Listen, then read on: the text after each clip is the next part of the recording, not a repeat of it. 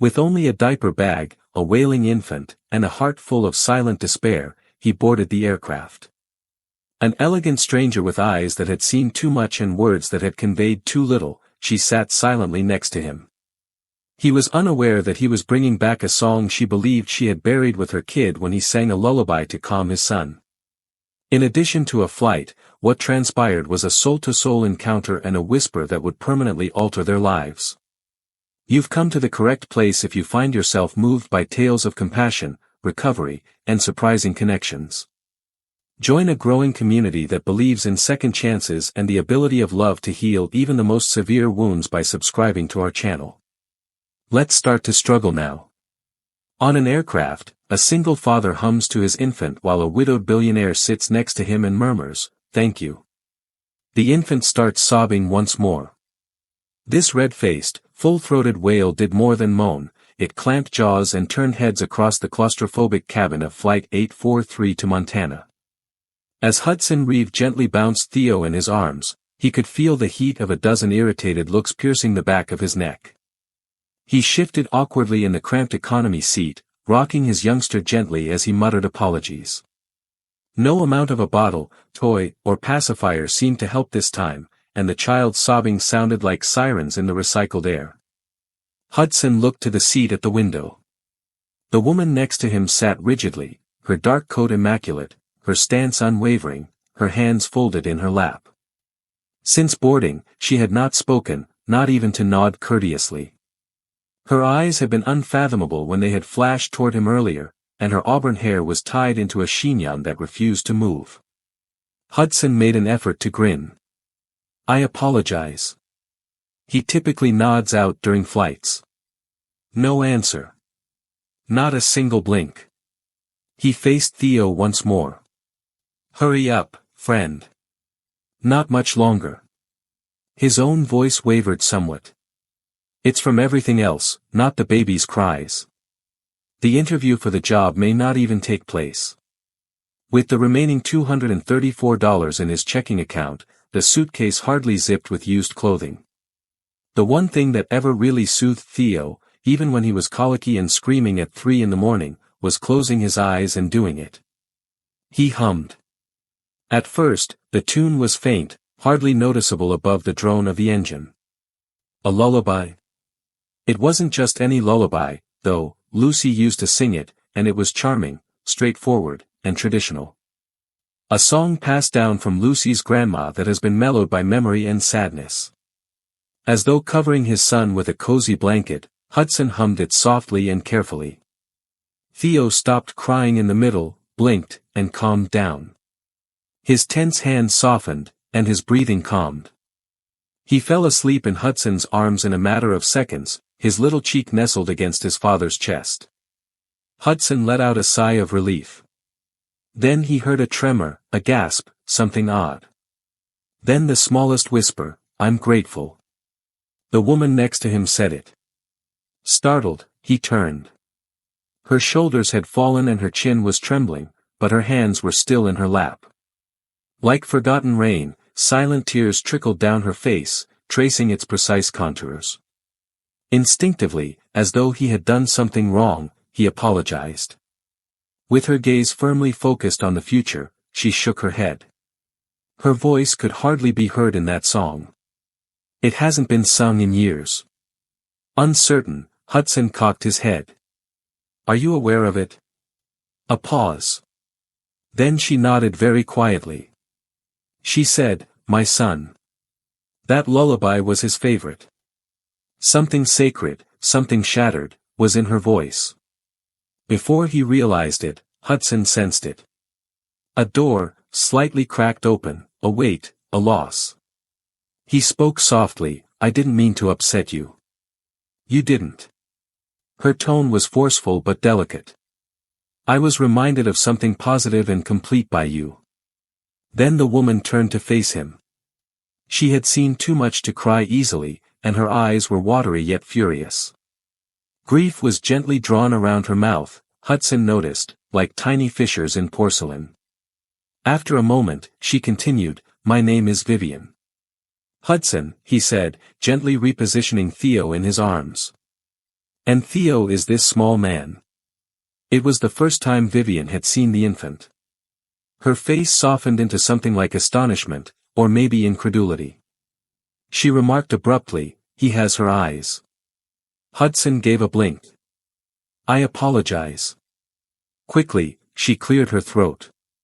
"I didn't mean to apologize. I was just reminded of someone by you. That's all." They were silent for some while.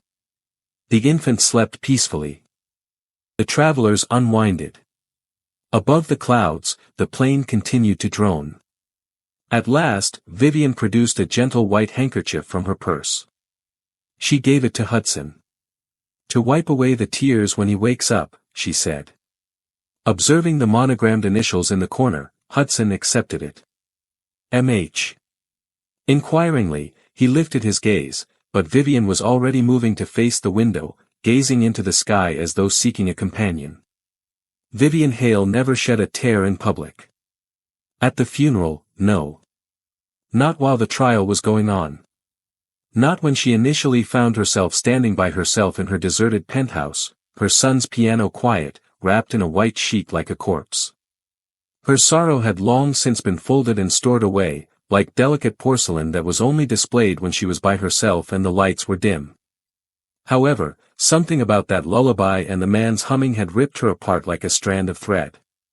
On this journey, she hadn't anticipated feeling anything, much less breaking down next a stranger and a crying infant. She had made a last-minute reservation. Before a memory drew her to Montana like a magnet, the state wasn't even on her itinerary. The anguish in her chest seemed to be contained only by the open, frigid space of the north. She found herself observing Hudson Reeve as he sat peacefully next to her as the baby napped. It was an odd feeling of familiarity rather than interest. He had a weary jawline. He was dressed. But like an old tree that has withstood the storm, there was something sturdy and quietly resilient about him. The silence was broken by Hudson. "According to you, your son adored that lullaby." Vivian paused. The question lingered there, soft but unavoidable. "Yes," she answered, scarcely raising her voice above a breath. "During chemotherapy, it was the only thing that let him relax." Startled, Hudson pivoted. "That was unexpected." "He died," he said quietly. She nodded slightly. "Micah was 6 years old." Hudson apologized, and he meant it with all his heart. As if it should have been simpler, she remarked that it was 10 years ago. However, something, never quite goes away. Hudson gave Theo a downward glance. In perfect time, the baby's chest rose and fell. On Hudson's shirt, his hand clenched into a little fist. "I understand what you mean," he said. Curious, Vivian cast a sidelong glance. "Lucy, my wife, died of brain cancer last year." He stopped and swallowed hard. She was 29 years old. They sat in silence for a while as a silent respect developed between them. Sacred, but not weird. Two strangers who are connected by grief rather than chance. After a pause, Hudson continued, "I used to work with sound. Music recording, editing, and mixing. After Lucy became ill, I was unable to continue and had to sell my equipment to cover her medical expenses. Since then, I've been working odd jobs." Now, instead of viewing him as a bother or the parent of a wailing infant, Vivian saw him as a man. A man who sang lullabies in packed airplanes despite having loved and lost. "But," she added, "you retained the music." He grinned. "I suppose I did." Vivian took a picture out of her bag once more. Like her, it was faded and worn at the edges. She gave it to him. "Micah is that person." Hudson looked at the image.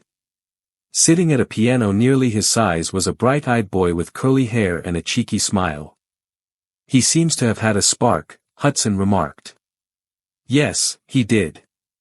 And he used to hum that same lullaby while he built Legos," Vivian said with a gentle smile. Hudson chuckled softly. "It's Theo's preference to bang pots and pans." I'm hoping that before my hearing fully fails, he'll switch to a toy drum set. And for the first time in a long time, Vivian laughed, really laughed. She said, I nearly cancelled this trip. No longer saw the purpose. Why did you decide against it? She looked at Theo and said, I don't know. Perhaps there's something in the air. They were descending into Bozeman when the pilot's voice crackled over the speaker.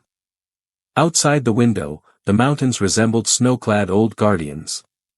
With care, Vivian folded the picture and put it back in her bag. She admitted, I don't usually talk like this. I mean, to strangers. Hudson smiled kindly at her. The safest individuals to talk to are sometimes strangers. Slowly, as though in agreement with something she had just learned, she nodded. Vivian prepared herself for the cold and the loneliness that awaited her on the other side of the jet bridge as the plane landed with a gentle rumbling.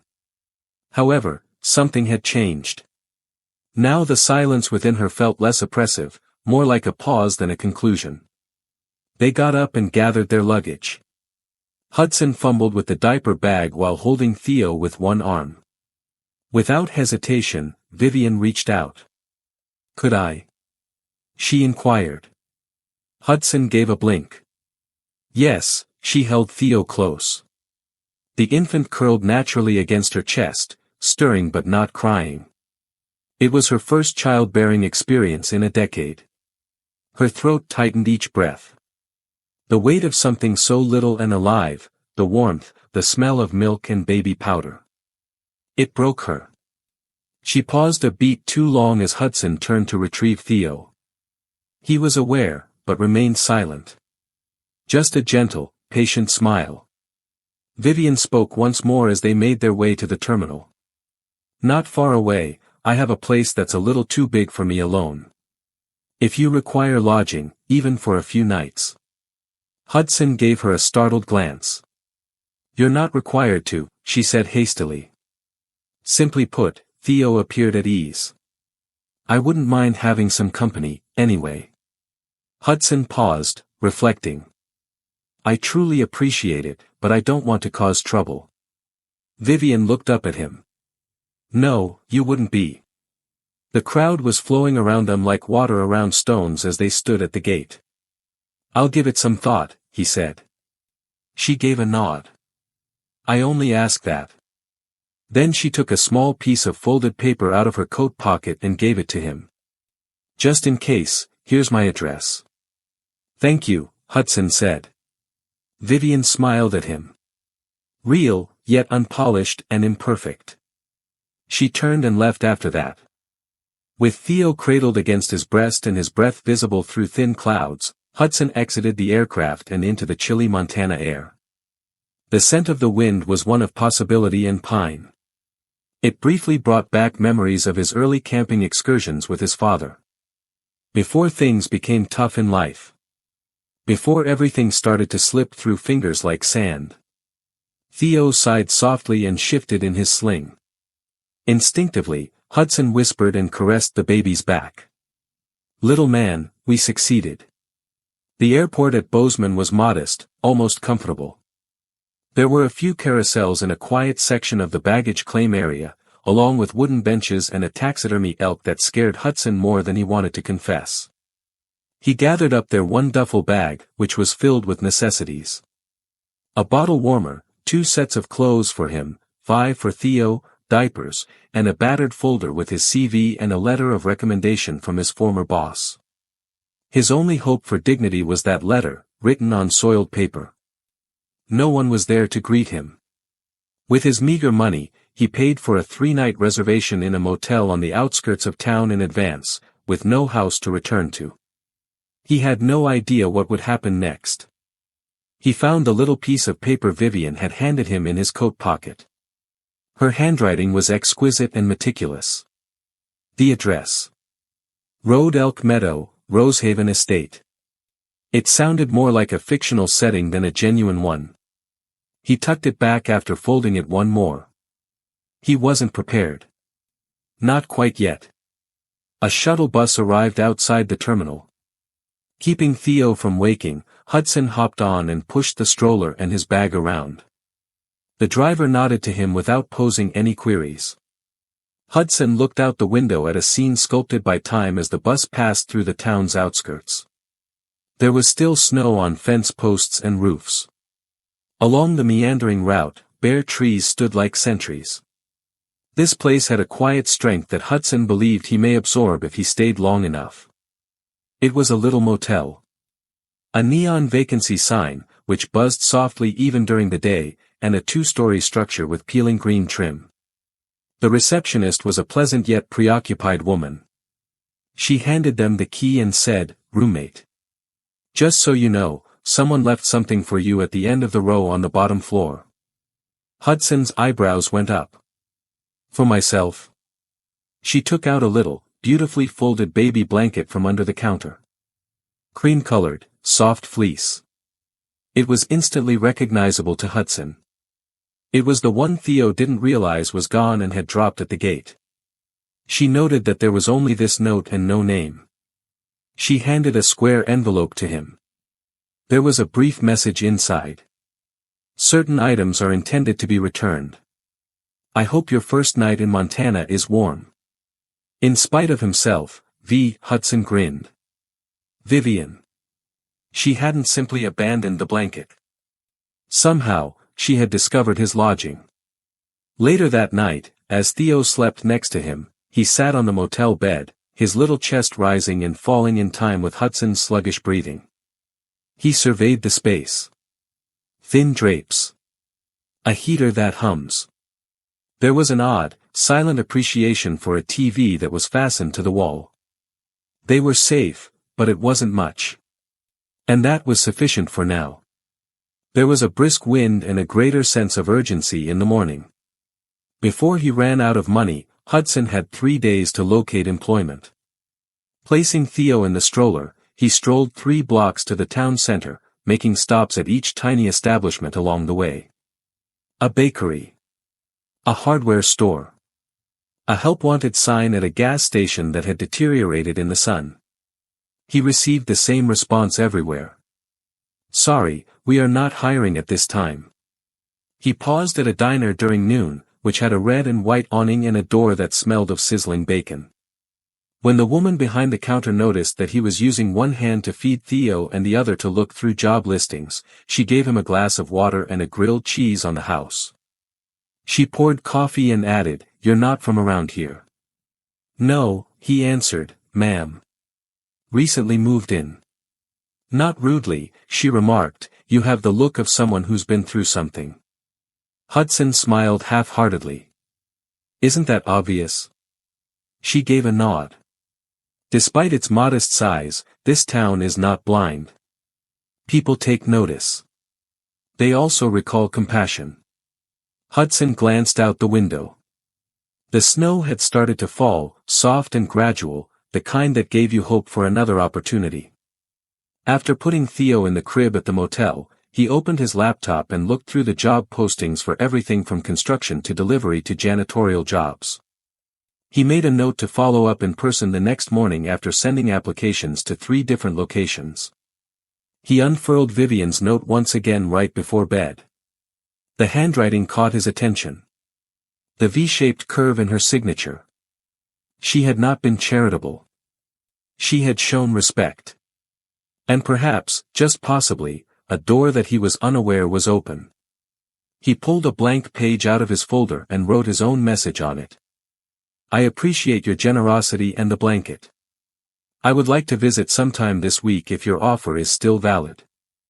I owe you coffee, at the very least." He placed it at the front desk, sealed it in an envelope, and sent it to Rosehaven Estate. After a lengthy silence, Rosehaven's gates moaned open like ancient lungs releasing air.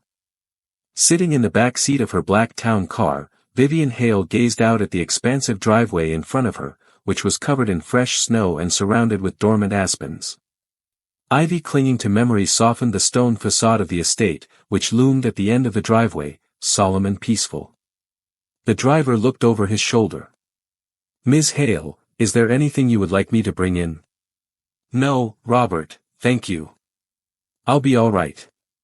Breathing in the familiar air, she ventured out into the cold. Compared to the city, it was sharper here. Cleaner. More truthful. That was something Vivian enjoyed about Montana. It wasn't a lie.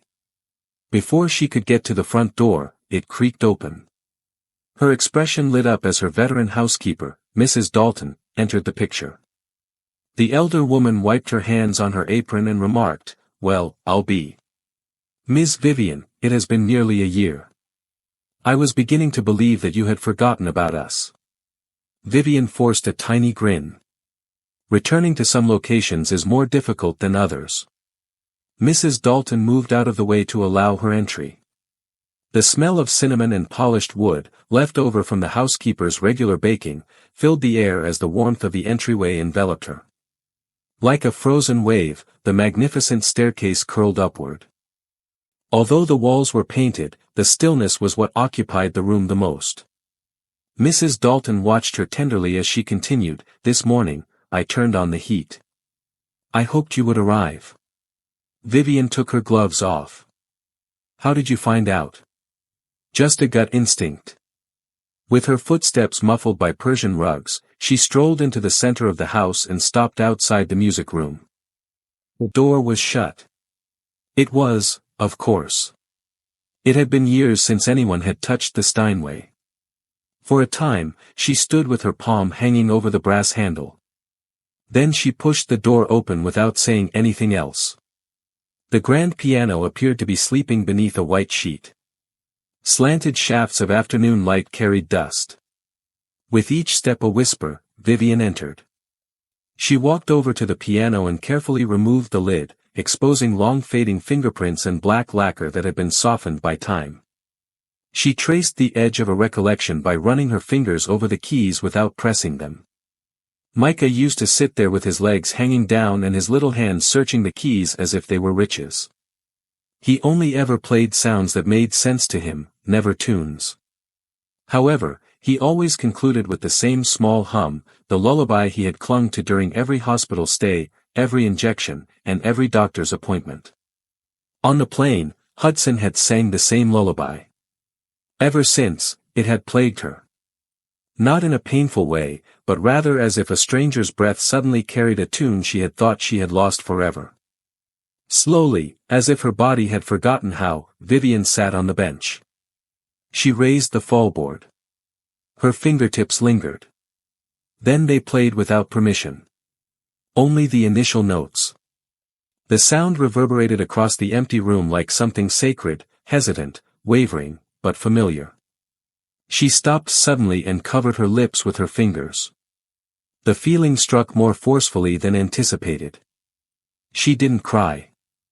Not quite yet. But there was that same hollow ache in her chest.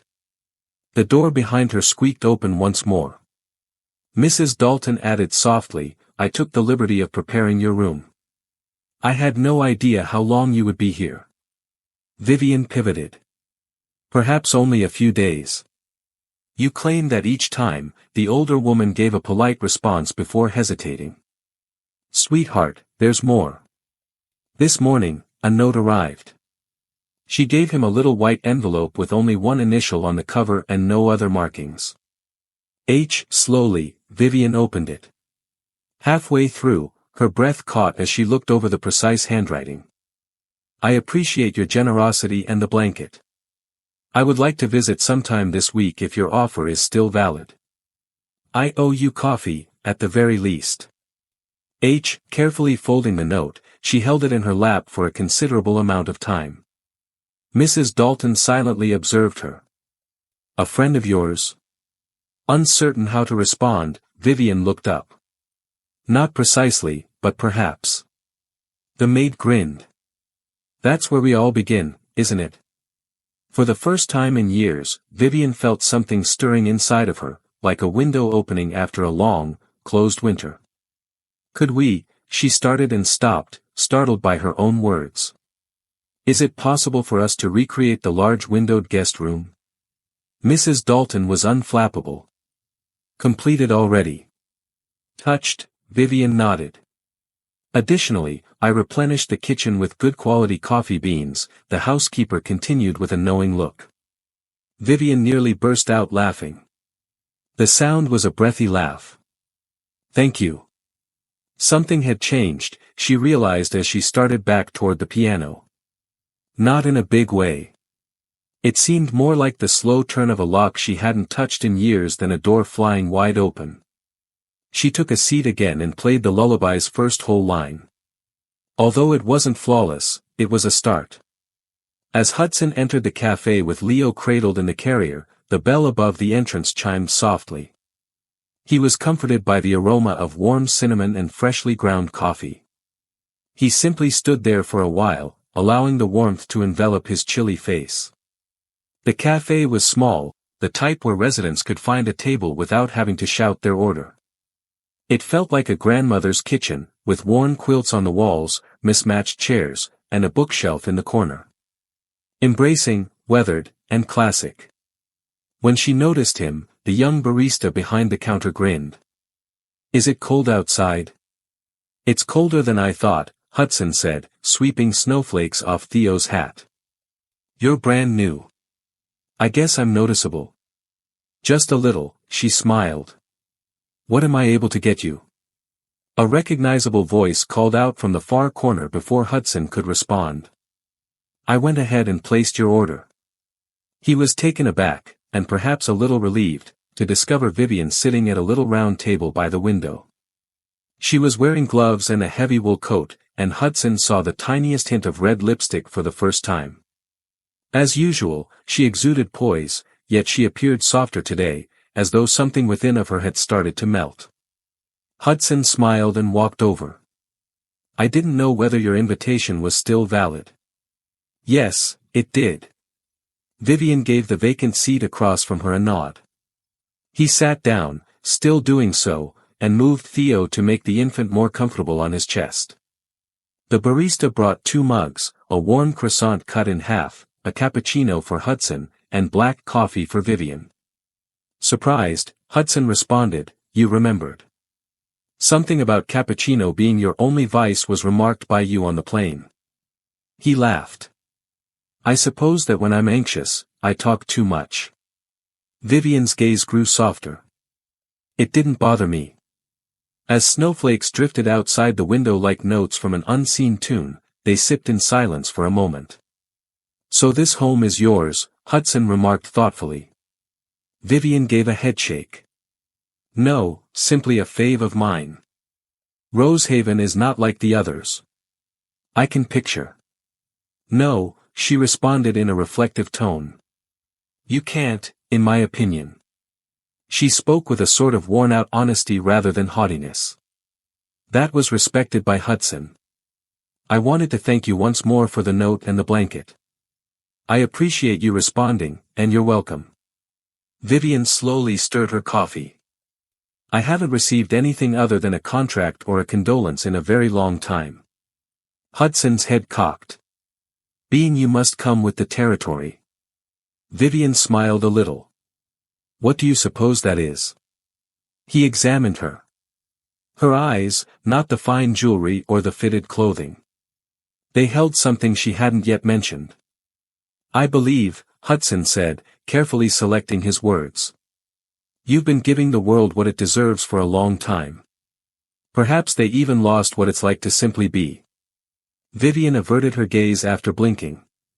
You're not incorrect. She turned to see Theo grunting softly and stirring. With hesitation, she extended her hand and lightly touched the infant's cheek with the back of her gloved palm. He's gorgeous, she said. Hudson said, almost reflexively, looks like his mom, then became quieter. This town would have delighted her. Vivian gave a nod. She was musical, you said. The true musician was her. I simply experimented with mixers and soundboards. He grinned. Once Lucy heard something, she could play it. Gospel, jazz, and lullabies. She gave music a sense of familiarity. He spoke in a hushed tone. Respectful, but not sad. A man who bore his suffering like a well-worn coat rather than trying to run away from it. I've been wondering something, Vivian said. Yes, the song you hummed while flying. Where did she find out? He said it was from her grandmother. I believe it was passed down. Why? Vivian paused. Since I was the author. Hudson stopped. Did you write it? He explained that it was the melody, not the lyrics. I was still writing years ago, before Micah was born. Life got busy, although it was meant to be included in a children's album. Hudson's gaze expanded. Do you mean that song? She concluded, a little breathless, somehow made its way to Lucy. Let's move on to Theo. The world seemed smaller and more interconnected as they sat in startled quiet. At last, Hudson remarked, That's amazing. Vivian gave a nod. I believed I had lost my ability to create and play music. But it felt healing to hear it come from you, like an echo coming home, Hudson said. Her eyes glistened as she gave him a serious gaze. Indeed. Theo started to move once more. Cradling him in one arm, Hudson carefully removed him from the carrier. The infant stretched with a gentle yawn after blinking drowsily. Vivian grinned. He is flawless. He's noisy, Hudson said. However, he's really excellent. They took their time and didn't have to rush to drink their coffee. Vivian glanced to him as they got up to go. The offer is still open if you would want to visit Rosehaven. After giving her a long look, Hudson nodded. That would be nice. She gave a folded card to him. The gate code is here. What I want to show you is this. One more blanket. He made fun of it. A bit larger, perhaps. When they went outside, the world was muffled by the thickening snow. Theo was drawn to Hudson's chest. Vivian hesitated before they parted. It's odd, you know. I came here for solitude. However, you feel like a beginning, together with your child. At first, Hudson simply met her look with quiet honesty without saying anything. Perhaps we both needed a fresh start. With a mechanical groan, Rosehaven's iron gates slid open, showing a snow-covered drive that wound between tall aspens like a ribbon. With his hands firmly gripping the wheel, Hudson cautiously maneuvered the rented pickup truck while his gaze flickered between the home in front of him and Theo, who was gurgling happily in the car seat next to him. Twice he had almost gone back. The first time he glimpsed the house's magnificence from the street was when Theo spat on his one and only pristine button-down shirt. He had been living on takeout and borrowed time, but suddenly he was here, inside the gates of a place that should have been featured in a magazine spread, not the life of a single father. As directed, he parked close to the side entrance. Wide windows and imposing columns graced the front of the estate. The more modest side had a brick path on either side that led to what appeared to be a conservatory. Before he could knock, the door opened. Vivian stood there looking fairly normal in boots and a soft blue sweater instead of her typical city shine or heels. With one hand loosely wrapped around a mug, she smiled slightly. You succeeded, she remarked. Hudson lifted Theo out of the truck and said, I did. And for the entire drive, he didn't yell. It is a minor miracle. Then, she murmured softly, You've already brought music into this house. As he repositioned Theo in his arms, Hudson laughed. You claim to have something for me to see. She motioned for him to come along. I hope dust doesn't bother you. Come on. Despite the winter, the hallway was bright and pleasant, with the aroma of lemon oil and something baking in a kitchen far away. The walls were covered with framed pictures, including landscapes, black and white portraits of musicians, and a picture of a happy little child sitting at a piano. That's Micah, murmured Vivian quietly, tracing his eyes. Hudson hesitated. He seems to have been interested in everything. She described him as music, clouds, and the way glue works. He was curious about everything. I'm missing the inquiries. Near the end of the hallway, they came to a halt at a thick wooden door. Vivian turned the knob and pushed it open after hesitating. The music room. Hudson entered carefully, almost respectfully. Freshly polished and waiting, the grand piano shone in the filtered light. The far wall was lined with shelves that held notebooks, old albums, and sheet music. The room was filled with instruments, some delicately nestled into cases and others wrapped in cloth. "This is where I taught composition," Vivian replied. She spoke quietly yet steadily. "There was once a lot of sound in this room. I was afraid to open it for years." Hudson walked across the room and lightly touched the piano's keys. He felt them under his fingers without pressing. "I'm not a player," he declared. "But you pay attention," she said. "You also hum. That's sufficient." He looked at her and was taken aback by how sweet she sounded. Stacks of handwritten sheet music were visible as she unlocked a tall cupboard. She produced one and presented it to him. "After Micah passed away, I discovered this," she added. "It is the lullaby's original score. I hadn't even remembered to write it. However, it returned when I heard you humming on the plane." Hudson looked over the notes, examining the graceful arcs of each bar. "The tempo is andante with tenerezza, which means tenderly and gently. Do you still write?" he inquired. "I stopped," she said. "After Micah passed away, I put an end to everything. Movement, charity, and music. The only reason I started breathing again was habit." He looked into her eyes, probing. "Now, though?" Vivian surveyed the space. "I guess I'd like to recall how now." Theo whimpered softly and wriggled before settling back down. Grinning, Hudson moved to a cozy chair by the fireplace and rocked the infant. Sitting at the piano bench, Vivian remarked, "You said you were a sound engineer, primarily mixing back in the day." "I owned a small studio. It was home, even though it wasn't much." "How did it end up?" He paused. "When Lucy became ill, I sold it. Every dime was necessary for our care." Vivian gave a serious nod. "I get it. Everything changes when you lose." A pause occurred. "Would you mind if I played something?" she said gently. "It would be a privilege." She touched the keys with her fingers. After a moment of hovering, they moved surprisingly easily. The lullaby has a straightforward, well-known melody. This time, however, the music flowed fully and was not limited by memories or fragments. Not only did the notes fill the space with sound, but they also filled it with healing energy. With each calm breath, Theo's tiny body rose and fell, and his eyelids drooped as the lullaby lulled him to sleep.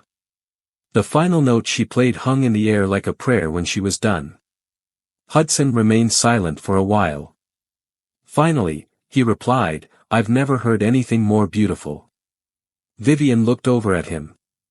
"I haven't performed for someone else in nearly 10 years. You have it still," he said. She gave a small smile. Perhaps it never went away. All it needed was an excuse to come back. The snow started to fall outside once more. Like silent applause, gentle, soft flakes fall to the windowpane. A dusty record player sat untouched on a small side table, and Vivian got up and headed over. She put a vinyl on the turntable after opening the lid. Ella Fitzgerald's warm, classic jazz poured into the room as the needle gently clicked down. After that, they remained silent. They were not obliged to. The room was full again, for the first time in years. Of presence as well as melody. One note at a time, of lives reviving. With her fingers loosely curled around a mug of chamomile tea, Vivian stood by the large window of the music room. Soft and unhurried, snow continued to drift across the fields beyond Rosehaven. Once more, the home was silent, but not in an oppressive or suffocating way. Like the silence after a lullaby, this seemed different, warmer in some way. Hudson was carrying Theo close to his chest as they went gently down the tree lane, and she could see his footsteps in the fresh snow behind them. Hudson paused every few paces to indicate something.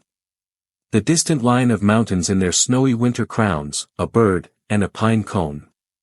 When a heart hasn't smiled in a long time, Vivian grinned inwardly rather than broadly. At her persuasion, he had stayed for lunch that day and stayed later than any of them had anticipated. Hudson respectfully refused Mrs. Dalton's insistence that they take 2 slices of spiced apple pie home with them, but a drooling Theo overruled him by reaching for the plate with sticky fingers and drowsy eyelids. He had stated that they were returning, albeit only for a stroll. However, Vivian was aware of its true nature. Before entering safety, those who had lost something they loved, like them, would frequently circle around it.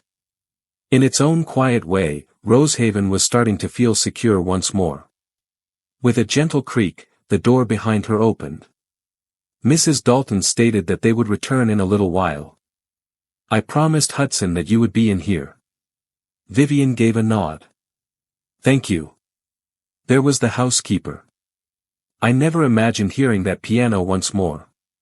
Vivian gave her a look. "I didn't either."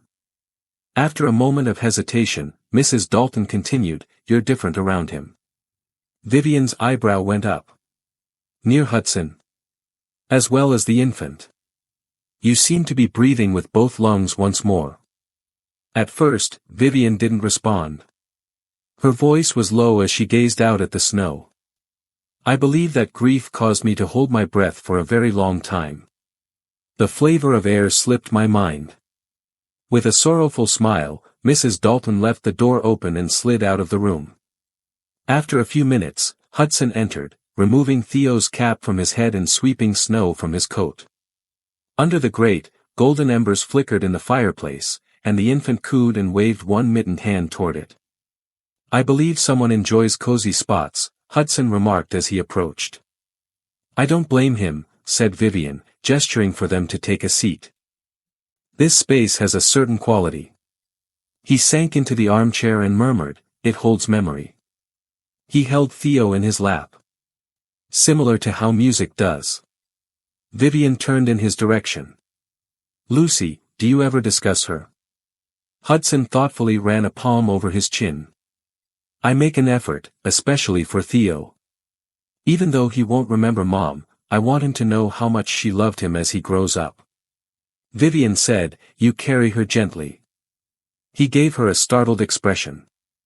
"It's a strangely lovely thing to say." She grinned. "It's not necessary for grief to be weighty. With time, it is let to soften." Leaning back, he looked up at the ceiling. "I sometimes feel bad about going on, like if I'm betraying her." Vivian gave a slow nod. "I had the same feeling. I shut everything down after Micah. People, travel, and the piano. As if I'd ceased loving him if I ever loved anything again." Hudson raised his head, comprehension soft in his eyes. "And now, I'm beginning to believe that perhaps love isn't a pie with only a few slices.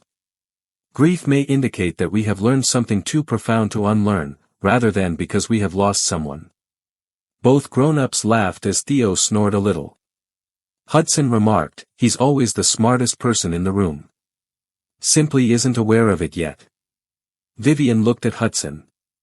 He loosened his stance. He was not compelled. He made no effort to impress. Didn't make noise to break the silence. He created room for it. She didn't know she needed that space. She opened the bench and walked across the room to the piano. She took out a little leather-bound notebook from it, its pages full with ink and lines crossed out, and it was worn at the edges. "I have something I'd want to show you." She gave it to him. Carefully, Hudson opened the book and turned the pages of incomplete scores, scrawled lyrics, and journal entries in a beautiful, looping handwriting. "This belongs to Micah," she said. He referred to it as his book of ideas. Claimed that one idea at a time, he was writing a symphony. Hudson ran his fingertips across a page. "The Tree Outside My Window" was the title. Just a single line beneath it, a familiar sound. He took a swallow. He was a genius. Vivian's tone faltered. Joy in motion was what he was. Hudson raised his head. "One of these, would you ever want to finish?" She blinked. "No, I doubt I could." Maybe not alone, he remarked, gently closing the book. However, perhaps in tandem. He was seated across from Vivian. Why would you do that? Because sometimes helping a song become what it was intended to be is the finest way to honor it. They were silent for a long time. The world was covered in silence as the snow outside began to fall more heavily. Two hearts beat rhythmically inside. With quiet, tentative hope, but not flawlessly, not without scars. Vivian got up and walked up to the mantel, where two candlesticks and an old portrait were placed. Micah smiled, his arms thrown around a chocolate Labrador as she lifted it up. She stated, "I think I'd like that to finish something with meaning." Hudson grinned. "Then let's get started." The following morning, dust motes swirled in the silence between notes as sunlight streamed through the Rosehaven music room's tall windows like golden paint. From the dried wood placed on the hearth, the air was scented with citrus and oak as the fireplace crackled low. Sitting at the piano with her shoulders relaxed, Vivian played the keys slowly and softly. The song spilled out. It's familiar now, but she changed it today by adding a trailing note and a minor progression that gave it an aged, wiser, and more lived-in sense. Ethio was on Hudson's hip as he stood at the window across from her, swaying absently to the music. The infant hummed in his own babbling as he gripped the collar of his shirt with plump fingers. The sound made Vivian grin. "He has pitch," she remarked. "He also attempted to eat the corner of my phone yesterday, as well as utensils and dog dishes." Hudson grinned in response. "But yes, a budding musical genius." This time, Vivian's laughter sounded unstrained. After a long winter, it sounded like spring melting. Following that private conversation about completing Micah's notebook, they had decided to get together again the previous evening. Vivian had completely reopened the music room. Shelves, cabinets, and drawers. She let purpose and brightness into the gaps that sadness had closed for the first time in years. The room was a different entity now. A shared breath, a shelter, a workshop. Hudson was sitting on the bench next to her, getting Theo settled into a bassinet nearby. The infant, holding a toy rabbit as though it were the most valuable object in the world, blinked up at the ceiling with a confused sense of fascination. Vivian gave a new sheet of music paper to Hudson. "This is where we can begin. Something modest." He gazed at the blank staves below. "There's nothing more daunting than crisp lines and rigorous standards." She grinned. "We start out slowly because of this. Long pauses, tentative notes, and the occasional outburst of group laughing when a chord felt too dramatic or a lyric too tender were all part of their methodical, deliberate labor. But something genuine started to take shape in the silence between those moments. The song was a combination of Hudson's nuanced ear, Vivian's recollection, and Micah's sketching. "The Meadow Between Stars" was the name given to it. Micah's title, "Spark, an Idea." Vivian turned to Hudson after playing a shaky series of notes. "I would like to use the lullaby as a motif, something that recurs but changes with time." Hudson gave a nod. "Similar to grief. It never returns exactly the same, but it does return in varied ways." She gave him a longer-than-expected stare. "Yes," she muttered. "Just like that." At about midday, they paused for tea. A platter of scones, lemon curd, and enough honey to cover every bone ache was brought in by Mrs. Dalton. Hudson watched Theo sleep with one arm thrown dramatically over his head while he sat by the fire, holding his mug. "Have you ever wondered if there are people in your life who are meant to be there to save you, but not forever?" he whispered softly. Vivian raised her head from her cup of tea. "I once believed that people simply came to stay or to go. No middle ground." She smiled now, her eyes soft. "I now believe that the magic may occur in the middle." He put down his cup. "That song seems to be in the middle. It's neither quite the start nor the finish." Vivian got up and walked over to the piano once more, her hand grazing the instrument. "I used to read Micah stories before bed when he was ill. Real stories, not just fairy tales. About sound waves, planets, and stars. The mathematical mapping of music. Hudson grinned. He must have adored that. Yes, he did. When I go, Mama, I'll become music and live between the stars, he used to say. Something stuck in Hudson's throat. It's really lovely. Vivian's eyes scanned the document before her. I want his voice to be heard in this essay, not just mine. Hudson got up and walked up to her. Let's do it then. They labored together till the sky turned a pale violet and the sun sank low below the aspens.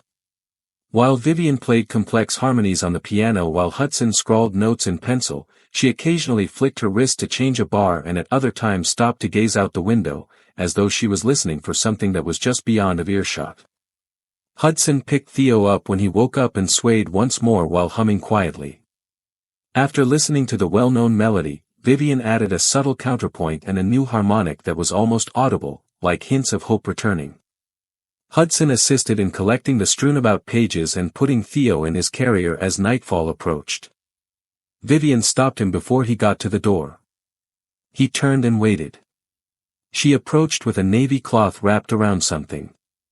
He recognized the notebook as Micah's leather-bound treasure when she unfurled it. She said, I want you to keep this. Hudson stopped. This belongs to both of us now, Vivian, she replied softly. You're contributing to its vitality. He glanced at her, then at the notebook. I'll see to that. You will, I'm sure. For a long moment, neither of them wanted to say goodbye as they stood in the doorway.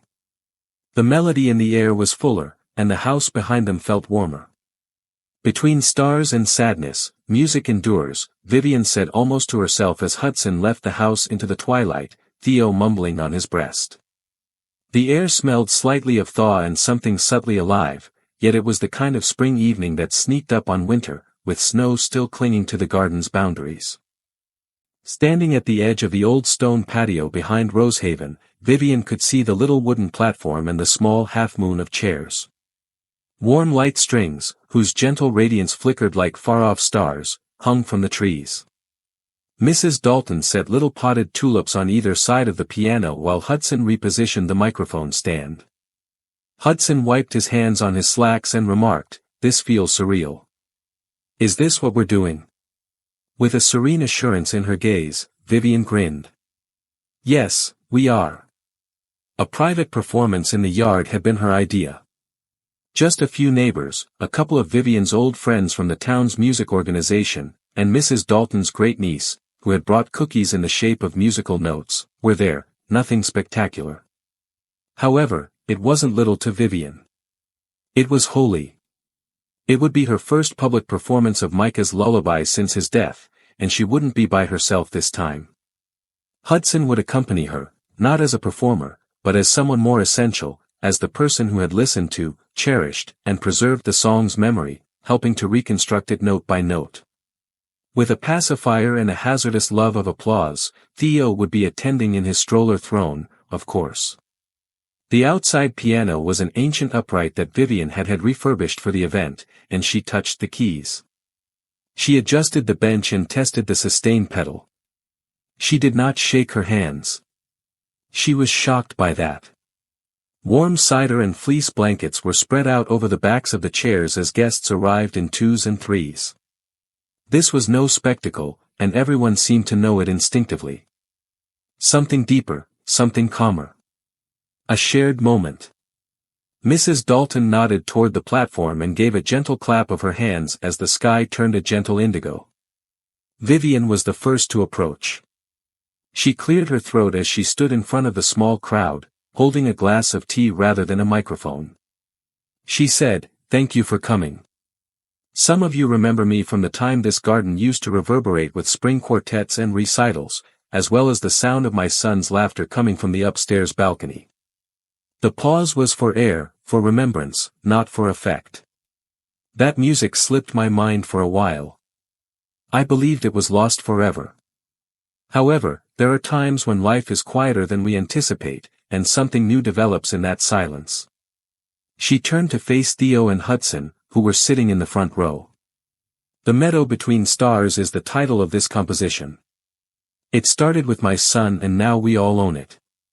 After smoothing her skirt, Vivian took a seat at the piano and started to play. The opening sounds were gentle and inquisitive. Reverberations of the lullaby that used to fill hospital wards and cause insomnia. Hudson's section followed.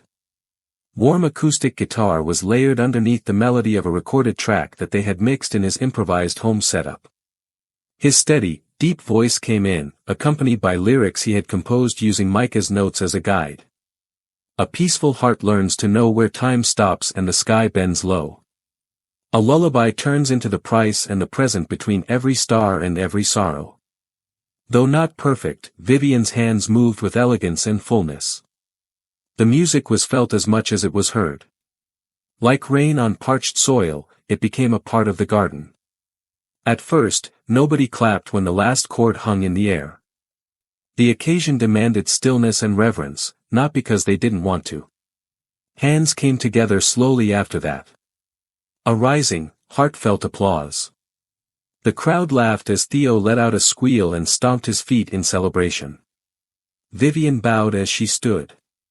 Theo was lifted into Hudson's arms as he joined her on stage.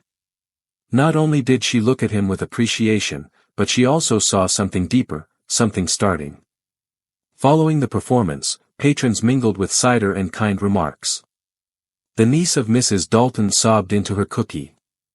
Grasping Vivian's hand, one of the town's retired violinists muttered, "He would have loved it, dear. It would have delighted him much." Hudson assisted in moving the sound equipment back inside as twilight grew darker, and Vivian stayed in the garden, gazing up at the newly emerging stars. When he came back, he saw her sitting with her hands folded in her lap on the edge of the piano bench. "Is it possible that he heard?" she inquired. Hudson didn't think twice. "I believe he was present." Her voice was low as she turned to face him. "I felt like it would erase him if I ever felt anything again." He took a seat next to her. "However, it doesn't. It brings you back and honors him." A long pause ensued. Then she carefully reached over and grasped his hand. No big announcement, no kiss. Fingers finding fingers. Warmth and warmth. She muttered, "I'm glad you came to Montana." Hudson gave a light squeeze. "I agree." While he watched them with drowsy eyes that didn't miss anything, Theo moved in his adjacent stroller. The days following the garden concert went by like pages turning slowly, silently, and filled with little moments that pieced themselves together into something solid and complete. The stars above them blinked into view, far away, patient, and silently bearing witness to the music below. Once more, Vivian was humming. Watering the remaining winter ferns in the conservatory, the kitchen, or even the hallway. Sometimes something new, sometimes not the lullaby. Unbidden, a nameless tune rose up as though her heart were starting to sing once more. It wasn't just her who changed. The frequency of Hudson's visits to Rosehaven had increased. Initially, the goal was to assist Vivian in digitizing Micah's older pieces. A couple new soundtracks they were creating together were then to be tested. Eventually, though, a rationale was no longer necessary. They just fit in. When Vivian entered the kitchen one day, she saw Mrs. Dalton and Hudson at the stove, trying to make soup using a recipe from a handwritten note. Mrs. Dalton stirred theatrically and declared, "He's teaching me to improvise. Is it not unbelievable?" "She has the magic touch," Hudson stated with a smile. "I simply slice stuff and say a prayer." Theo sat in his high chair close by, clapping enthusiastically each time the spoon clanged against the pot-like cymbals, and Vivian grinned. She had forgotten how much she missed days like these. After dinner that night, when laughter and lullabies filled the ancient house's corners like sunlight, Vivian asked Hudson to accompany her on a stroll along the orchard path behind Rosehaven. The smell of early blossoms struggling to wake up and the damp dirt had nearly replaced the snow. The still bare trees exuded a silent optimism as if they were aware of what was about to happen. Theo slept on Hudson's breast, his little breath warm against his father's shirt, and they strolled in silence for a while. Eventually, with her hands tucked into her cardigan sleeves, Vivian remarked, "I've been thinking." Hudson gave her a quick look. "Perilous ground." She grinned. "I mean it." "I can tell," he said in a softer tone. "How about?" Vivian inhaled deeply. "About what this house was before, what it meant to Micah, and what it is no more." Hudson took his time with her.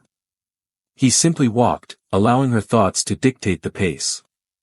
"I dreamed of letting kids come to Rosehaven," she remarked. "Students of music in particular. A retreat of sorts for the creative mind. I even established a foundation and started the paperwork once. However, she disappeared when Micah passed away." He understood without her having to explain. Perhaps the house would remain as it was, quiet, unaltered, a memorial to the life that came to an end here. Hudson waited. "But now," she went on, "I believe it could be time for a change." It would have pleased Micah. Her voice was firm as she turned to face him. "Could you assist me in building it?" Hudson halted his stride. "Me?" A little taken aback, he asked. "You," she answered with a gentle smile. "Emotion is something you can hear. You listen differently than most people. You've also experienced something. Therefore, you are the type of person I would want around children who are attempting to come to terms with their own losses." He remained silent for a while. Vivian didn't insist. She merely extended her hand and gently repositioned Theo's hat's edge. "Don't make a decision right now," she urged. "I'd like to," he said. She gave him a look. Hudson looked back at her after glancing down the path. "I believed that I had come to Montana in search of employment. In reality, though, all I wanted was a haven free from brokenness." Vivian took a swallow. "You bring life back to this place," he added. "You convinced me that forgetting is not a necessary part of mending. It just means finding a new approach to wholeness." This time, her eyes glistened with recognition rather than sorrow. "That's a yes, then." "Is that a yes?" Grinning, he said. In the dim light of an early spring moon, they made their way back toward the home. Instead of strolling side by side in sorrow, two souls were now moving toward something they were gradually constructing together. Later that evening, Vivian watched from the doorway as Hudson tucked Theo into the guest room crib. Hudson brushed his son's hair off his forehead and remarked, "He loves it here. He eats more, laughs louder, and sleeps deeper." She said, "It's because he feels safe." Hudson pivoted. "I also do." A pause occurred. Vivian entered the space. "I felt something I hadn't felt in years when I held him for the first time on that plane, you know. I was afraid." "What was it?" he inquired. She said, "Warmth, as if I still had something inside of me." Standing close but not too close, Hudson crossed to her. He said, "You're not just healing. You're evolving." She gave him a look. "What's wrong with that?" "I've never seen anything so courageous." "Not yet," he kissed her. The time was not right. However, he took her hand slowly, as though he were asking and responding at the same time. She gripped it firmly. As a vow, not as a romantic gesture. "We remain here. We're currently developing." Cold Creek had an early spring 5 years later. Wildflowers were already blooming on the hills, and there was a distinct aroma of promise in the air. Wet bark, fresh earth, and the subtle flavor of blossoming apples. The garden at Rosehaven was no longer a forgotten artifact but a haven of laughing, footsteps, and the sound of music on every wind. At the rear of the recently constructed outdoor amphitheater, a curved cedar stage tucked away beneath the orchard trees, stood Vivian. Families, neighbors, kids of all ages, and rows of benches spread forth. A large number of them were Micah Hale Foundation for Musical Healing students. A young girl with hearing aids in both ears approached the microphone, her violin quivering slightly in her hands, and she watched. A youngster with autism sat at the piano next to her, and every teacher was astounded by his talent for harmony. As the first note was played, Vivian covered her heart with her hand. A dozen little brains and pounding hearts had altered the familiar tune of the meadow between stars. Micah's lullaby in her memory remained, but they were no longer exclusively hers. They owned it. As the song progressed, she grinned. Not all of the notes were flawless. Some missed completely, while others were sharp. However, none of that was important. The fact that she and music were both alive again was what counted. Hudson knelt next to a pair of tiny legs dangling under a wooden bench backstage. He muttered, "Hey, Theo," as he straightened his son's bow tie, which had somehow twisted sideways. "Feeling anxious?" Theo, who is now 6 years old and bold and dimpled, shrugged. "Nerves," Mama Viv explains, "only indicate that your heart cares." Hudson laughed. "She is correct. Will you cry?" With a smile as if it were a badge of honor, Theo asked. Hudson ruffled his son's hair and murmured, "Probably." "Are you prepared to fulfill your role?" Theo gave a serious nod. "Not now, not with him as the star." In the last verse, however, he had a solo line that he had rehearsed every morning before school. He muttered, "I want her to hear me." Hudson didn't have to inquire as to who. The only thing that mattered, he added, was that she would. Vivian took the stage as the children's medley's final note faded and the audience erupted in heartfelt, sobbing cheers. The crowd became silent almost immediately. Even though she was still elegant, she had a new presence. Simple. The sort that comes from living honestly through grief and letting it mold her instead of stifling her, rather than from wealth or legacy. She spoke without a microphone while holding a basic program. The breeze conveyed her voice softly. She started by saying that 5 years ago, a man boarded a plane with a wailing infant and had no idea where life would lead him. As a woman who believed her tale was already over, I sat next to him. She hesitated. A few heads in the audience turned to look at Hudson, who was standing close to the platform, Theo balancing on his hip. It wasn't music that united us. It wasn't a location. Something smaller was involved. A lullaby, a murmur, a sound. Her voice caught just enough to make her smile. The presentation tonight is not just a recital. It is an homage to all those who have ever lost a loved one and yet dared to sing. There was silence in the crowd. A stillness of reverent listening. Vivian turned and pointed to the last act. Hudson and Theo joined the children, who cleared the center stage. Sitting at the piano was Vivian. Hudson had his guitar draped across his back as he stood next to the microphone. Theo took a step forward. Vivian started playing. The chords were familiar and gentle. The meadow between stars, however, was now richer and fuller. Time, healing, and fresh life in harmony. Hudson's voice grew deeper with the years as he sung the verses softly. He then took a step back, and Theo took over, delivering his single line with such bravery that the front row let out a quiet gasp. I can still hear the stars humming to me where music rests within the woods. The audience exploded in thundering ovation and silent sobs.